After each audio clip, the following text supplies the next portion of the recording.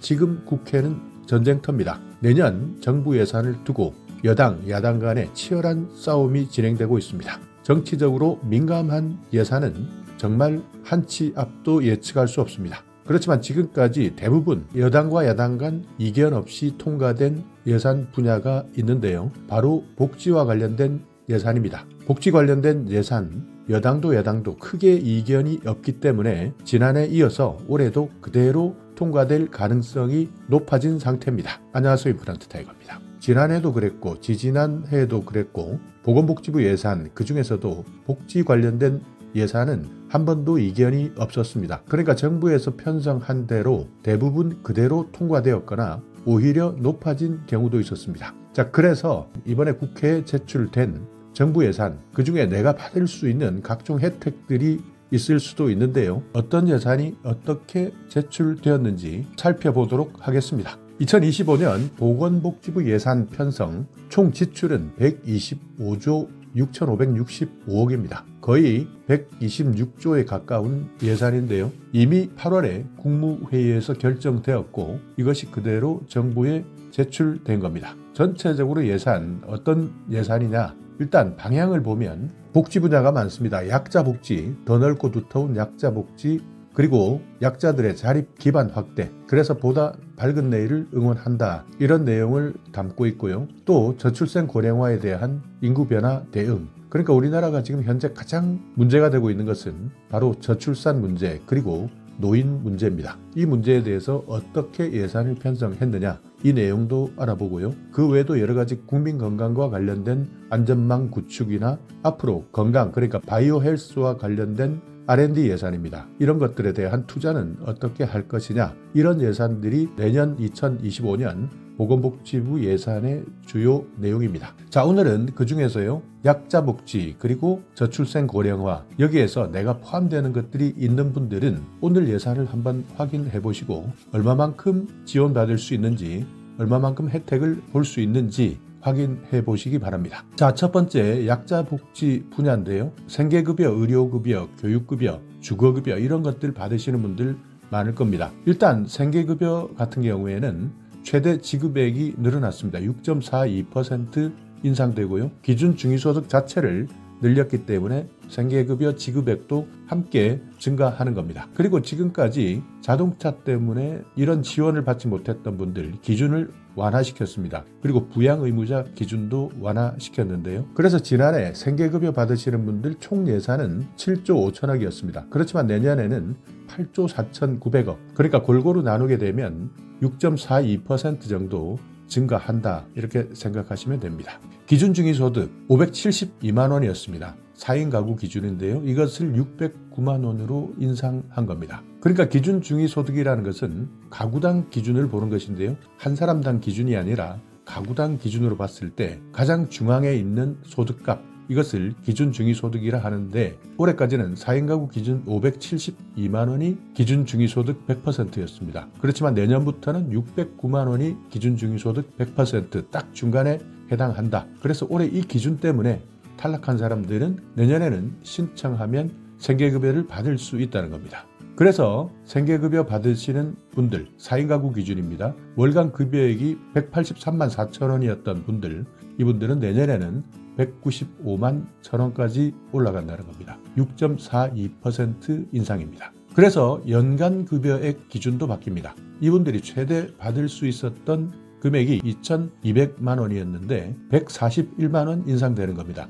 2,341만 원까지 인상되는 거니까 생계급여 받으시는 분들 내년에는 이렇게 6.42% 인상된다는 것 기억해 두셔야 됩니다. 그리고 자동차 재산 기준이 완화됩니다. 부양의무자 기준도 완화되고요. 노인 같은 경우에는 근로소득 공제 대상이 더 넓어집니다. 예를 들어서 자동차 같은 경우에는 올해까지는 1600cc 200만 원 미만, 이 기준에 충족되어야 생계급여를 받을 수 있었는데 이제는 조금 더 큰 차를 타셔도 됩니다. 2000cc, 그리고 차값은 500만 원 미만이면 가능합니다. 그리고 부양의무자 기준, 지금까지는 1년에 벌어들이는 소득, 연소득 1억 원 또는 전체 일반 재산이 9억을 넘었을 때는 부양의무자 기준에서 탈락되었는데 이것도 마찬가지 연소득 1억 3천, 일반 재산 9억에서 12억까지 바뀐 겁니다. 그러니까 더 확대되었기 때문에 올해 이 기준 때문에 탈락하셨던 분들은 내년에 신청하면 받을 수 있는 겁니다. 그리고 노인층의 근로소득 공제 대상도 지금까지는 75세 이상이었는데요. 이것을 65세 이상으로 낮춥니다. 그렇기 때문에 근로소득 공제 대상, 내가 나이 때문에 조금 돈을 번다, 여기에 대한 공제 대상에서 탈락했던 분들 마찬가지입니다. 내년에는 받을 수 있게 된 겁니다. 자, 의료급여 신청하셔서 받으시는 분들도 계실 겁니다. 이분들은 내년에는 건강생활 유지비 2배로 인상합니다. 지금은 한 달에 6,000원이었는데요. 이것을 한 달에 12,000원 건강생활 유지비 2배 인상해드립니다. 그리고 취약계층에 대한 자활사업, 자립 지원을 강화해드립니다. 자활 일자리 참여하고 있는 분들 3,000명 더 확대합니다. 그래서 올해까지 예산 7,499억 원에서 내년에는 8,206억까지 확대하니까 자활사업 참여하시는 분들 예산이 확대되었다. 근로단가도 3.7% 인상되었다. 여기에 자활성공지원금도 최대 150만 원까지 지원한다. 이 부분 기억해 두시기 바랍니다. 자, 최근 문제가 되고 있는 고독사 관련된 예산도 편성되었습니다. 올해까지는 29억이었는데요. 내년에는 66억 원, 그러니까 37억이 늘어났습니다. 고독사, 나이가 드신 분들도 많이 해당되지만 최근에는 청년들도 고독사 위험군에 해당된다고 합니다. 그렇기 때문에 고독사 예방 관련한 예산 전체적으로 늘어났다. 그리고 고독사를 미리 예방하기 위한 예산도 10억 신규 편성되었습니다. 독거노인 정말 많습니다. 최근에는 더욱더 급격하게 늘어나고 있는 상황인데요. 이런 독거노인들 갑자기 아플 때 연락하지 못하는 경우도 많습니다. 그러니까 갑작스러운 응급 상황이 생겼을 때 신속하게 대처할 수 있도록 안심 서비스 장비, 지금까지는 27만 대였는데요. 내년에는 30만 대까지 확대됩니다. 그래서 예산 293억에서 311억 원까지 확대되니까 이 부분도 기억해 두시기 바랍니다. 자, 다음은 노인복지 관련 내용입니다.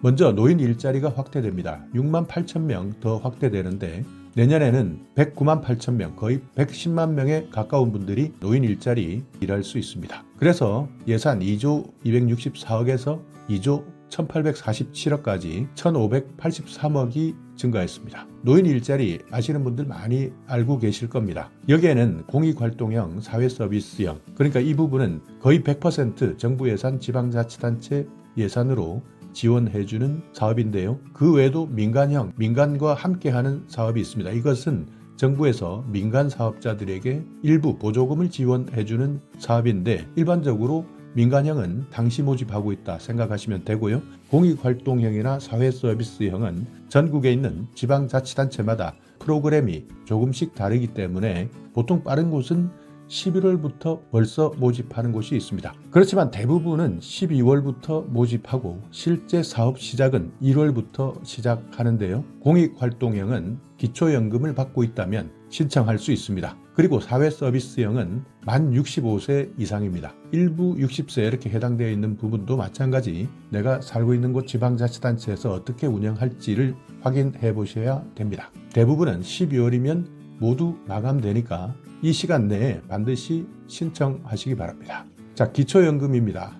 65세 이상 노인 736만 명이 대상입니다. 내년부터는 연금액 단가가 인상됩니다. 올해까지는 정확하게 33만 4,810원이었습니다. 이것을 34만 3,510원, 2.6% 인상하는 겁니다. 그래서 기초연금 예산 올해 20조에서 내년 21조 8,646억, 1조 6천억 이상 늘어났습니다. 자, 경로당입니다. 말도 많고 탈도 많은 경로당. 어떤 분들은 경로당에 텃세 때문에 못 가겠다, 자식 자랑 때문에 돈 자랑하는 사람들 때문에 못 가겠다 하는 사람들도 많습니다. 그렇지만 정보로는 참고하시기 바랍니다. 경로당에 내년부터는 난방비, 양곡비를 더욱더 인상해 드립니다. 269만 원에서 296만 원까지 인상해 드리는데 난방비는 지금까지는 3개월만 지원해 드렸던 것을 5개월까지입니다. 그리고 여기에 금액도 6만 원 더 추가했고 양곡비 8포대에서 12포대로 21만 원이 더 추가되었습니다. 그래서 경로당 총 예산 올해 800억에서 내년에 875억, 75억이 늘어났습니다. 그 외에도 국민 정신건강을 지원해주는 전국민 마음투자 심리상담 서비스 바우처를 제공해 주는데 최근 심리적으로 불안정한 사람들이 많습니다.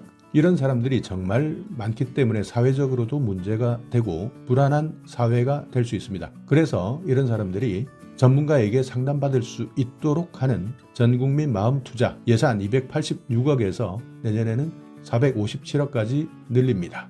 자살 예방 관련한 예산 내년에 562억이 편성되었고요. 밤에 열지 않는 약국이 많았습니다. 그렇지만 밤에도 열 수 있도록 하는 예산이 편성되었는데요. 공공심야약국 64개소에 대한 예산을 편성했던 올해 예산보다 내년에는 220개소 공공심야 야간약국 안정적으로 운영할 수 있도록 예산을 편성했습니다. 자, 이렇게 2025년 보건복지부의 예산, 지금 현재 이 예산이 국회에서 다루어지고 있고 어떻게 진행될지 논의되고 있는 상황인데요. 그 외에도 많은 예산들이 있습니다. 오늘 제가 소개시켜드리지 않은 예산들도 있지만 지금 말씀드린 예산들은 대부분 그대로 통과될 가능성 거의 100%에 해당된다. 그렇기 때문에 올해 받으셨던 분들 내년에 어떻게 진행될지 확인해 보셔야 되고요. 또 혹시 올해 신청했다가 안타깝게 탈락하셨던 분들 각종 기준들이 모두 바뀌기 때문에 내년에는 조금 더 자세하게 확인하시고 꼭 신청하시고 혜택 받으시기 바라겠습니다. 자, 오늘 영상 여러분께 조금이나마 유익한 정보가 있었다면요. 오늘도 구독 그리고 좋아요 부탁드리겠습니다.